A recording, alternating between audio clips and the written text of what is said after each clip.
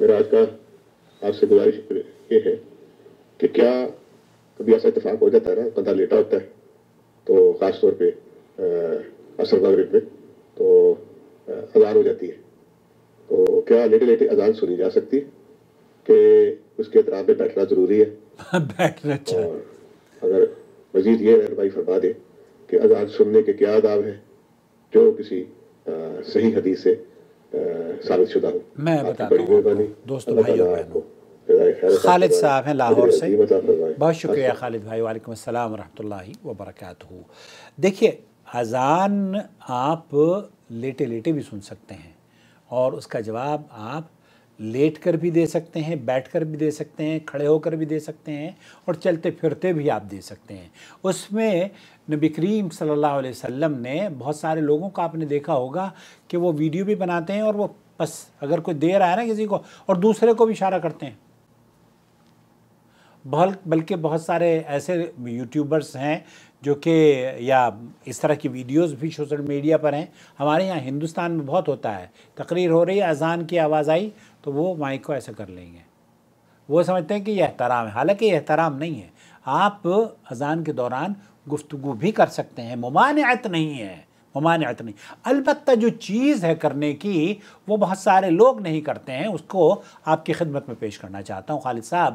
یہ صحیح بخاری کے اندر کتاب الاذان میں نبی کریم صلی اللہ علیہ وسلم کی حدیث موجود ہے. ابو سعید خدری اس کے راوی ہیں، کہتے ہیں کہ اللہ کے رسول صلی اللہ علیہ وسلم نے ارشاد فرمایا، اذا سمعتم النداء، جب تم اذان سنو تو تم بھی وہی کلمات کہو جو مؤذن کہتا ہے. اور حضرت معاویہ رضی اللہ تعالی عنہ یہ بیان کرتے ہیں کہ جب مؤذن نے حی علی الصلاح حی علی الفلاح کہا کرتے تھے تو آپ کو یہ کہنا چاہیے لا حول ولا قوت الا باللہ.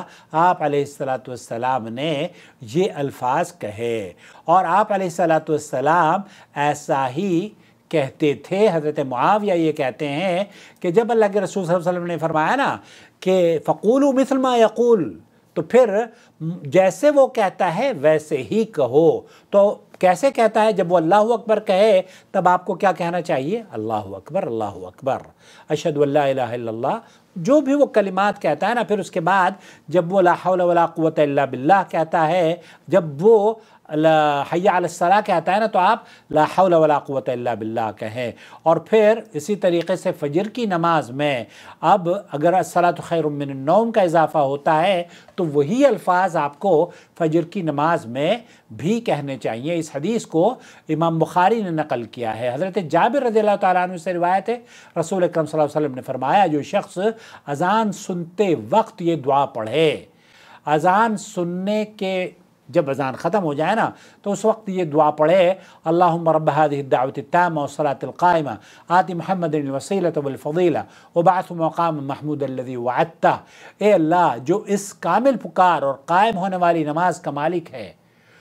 یہاں اللہ کے رسول صلی اللہ علیہ وسلم ہمیں یہ بیان فرما رہے ہیں کہ ہمیں جب اذان ہو جائے، جب اذان مکمل ہو جائے تو اس کے بعد ہمیں کون سے الفاظ کہنے چاہیے؟ وہ یہ ہیں کہ اے اللہ جو اس کامل پکار اور قائم ہونے والی نماز کا مالک ہے، محمد صلی اللہ علیہ وسلم کو وسیلہ اور بزرگی عطا کر انہیں مقام محمود پر پہنچا جس کا تو نے ان سے وعدہ کیا ہے. تو اسے قیامت کے دن میری، اللہ کے رسول صلی اللہ علیہ وسلم نے فرمایا کہ جو یہ شخص الفاظ یہ کہے گا تو اسے قیامت کے دن میری شفا نصیب ہوگی. اللہ مجھے اور ہمارے تمام ویورز کو نبی کریم صلی اللہ علیہ وسلم کی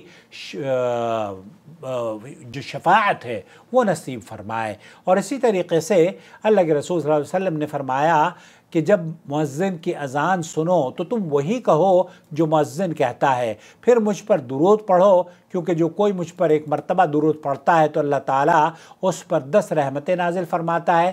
اس کے بعد اللہ تعالیٰ سے میرے لیے وسیلہ مانگو، کیونکہ وسیلہ دراصل جنت میں ایک مقام ہے جو اللہ کے بندوں میں سے ایک بندے کو دیا جائے گا، اور مجھے امید ہے کہ وہ بندہ میں ہوں گا، یعنی نبی کریم صلی اللہ علیہ وسلم اپنے بارے میں فرمایا، اور جو کوئی میرے لیے وسیلہ مقام محمود طلب کرے گا اس کے لیے میری شفاعت ہوگی۔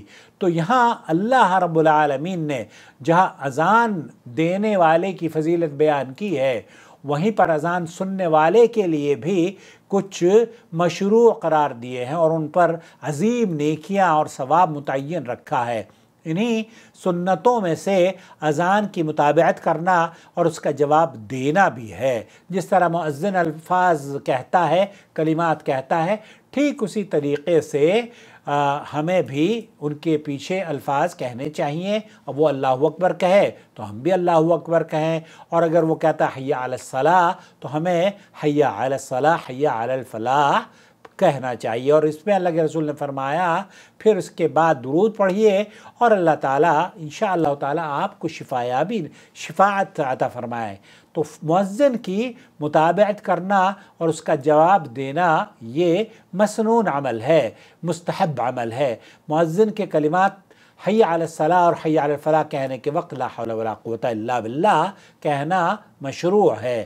اذان کے اختتام پر دعا پڑھنا، نبی کریم صلی اللہ علیہ وسلم کا درود بھیجنا یہ بھی مستحب ہے، اور اللہ تعالیٰ سے رسول اکرم صلی اللہ علیہ وسلم کے وسیلہ طلب کرنا مستحب ہے۔ یہ اللہ کے رسول صلی اللہ علیہ وسلم کے لیے وسیلہ طلب کرنا وہ مستحب عمل ہے۔ کیوں؟ کیونکہ اس میں جو الفاظ ہیں نا، اللہم رب هذه الدعوة التامة والصلاة القائمة آت محمدا الوسیلہ، تو یہ وہ وسیلہ ہے۔ ایسا نہ ہے بہت سارے لوگ یہ سمجھ بیٹھے کہ نبی سے وسیلہ مانگو۔ تو بھائی خالد بھائی، یہ بڑی فضیلت کی بات ہے۔ اللہ رب العالمین سے دعا ہے کہ ہمیں اذان آپ بیٹھ کر بھی سن سکتے ہیں، کھڑے ہو کر بھی سن سکتے ہیں، کام کرتے ہوئے بھی سن سکتے ہیں، کوئی حرج نہیں ہے انشاءاللہ تعالی۔ والسلام علیکم ورحمۃ اللہ وبرکاتہ۔